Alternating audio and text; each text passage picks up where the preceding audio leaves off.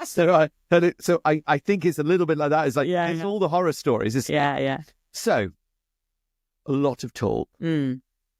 Who did you talk to? And what about family? You know, you're very close to you've got a brother and a sister-in-law, and you're very close to them and very close to mum. What were their opinions? What were they saying? Like I say, they were all of the same opinion. This is, you know, we're here for you, but this is your thing. We can't guide you on this. We don't want to give our opinions.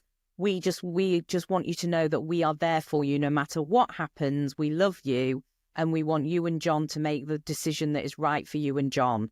And that's what, you know, that is the right thing to say to people in that situation, I think, really. Because it is a lot, you know, any child, any parent will say they're a lifelong commitment. With a child who is living with Down syndrome, those challenges rephrase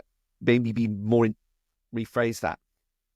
The challenges of a child with Down syndrome may be greater and more intense, and mean that your responsibility as a parent is much longer, rather than, you know, throwing out your kids at 18, get yourself to uni or whatever. My mum, I mean, I did go to uni, and my mum, you know, but my mum will say, you know, I'm 45 and she still worries about me even if I don't live with her.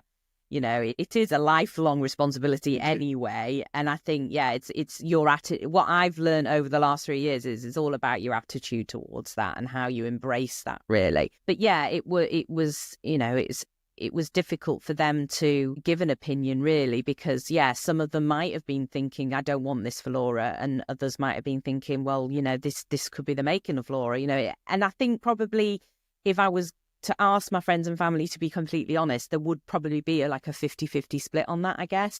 One of my best friends that I turned to, Stacey, is the lady that I'm talking about, who her husband is related to a lovely lady called Beverly Dean MBE.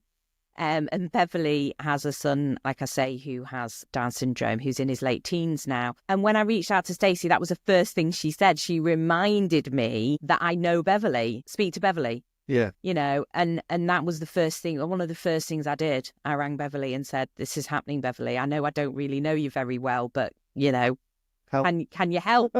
And she just talked about, you know, what joy William has brought to her family and to herself personally, and the relationship they have and how close they are. And, you know, she does have another son, and, you know, the kind of the family bonds and, you know, how loved William is and what a full life he has, and kind of talked to me about, because at that point, William was probably in his mid-teens.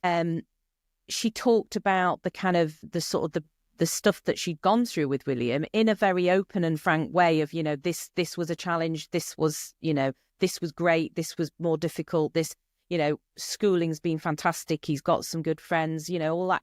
So, but then, you know, he's got a problem with his hearing, so that, you know, he's had to go through quite a lot with that. But, you know, even at that point, I was already learning terms like Makaton. What's Makaton? Oh, Makaton's a sign language you use that's simplified from BSL, and it's used with words. It's not just a replacement for language. It's a sign language that you use while speaking, and it helps a child to understand what you're saying. It helps a child to communicate with you. And ultimately, it helps a child to learn to talk. And that's what we've done with Lucy from day one. And even on that call, I can remember Beverly mentioning Makaton. You know, it's little things like that have actually had a massive impact on how we've managed to get through the last 3 years and help Lucy to be who she is today, and for us to feel comfortable in, you know, everything we're doing with her and helping her. So Beverly just talked about her life, really, and taught me through, you know, gave me that feeling of not being, you know, there's no need to be too afraid, and put me on to the one of the board members at Down Syndrome Northeast. Okay, so Line Turner. Down Syndrome Northeast. I am aware through yourself that there are lots of support networks. Yes. And I was going to get to that. So there's multinational online support networks, there's national online and offline support networks, and then there's local online and offline support networks. So there is through Down syndrome, quite a web of support that you can access should you find yourself as a parent in this position.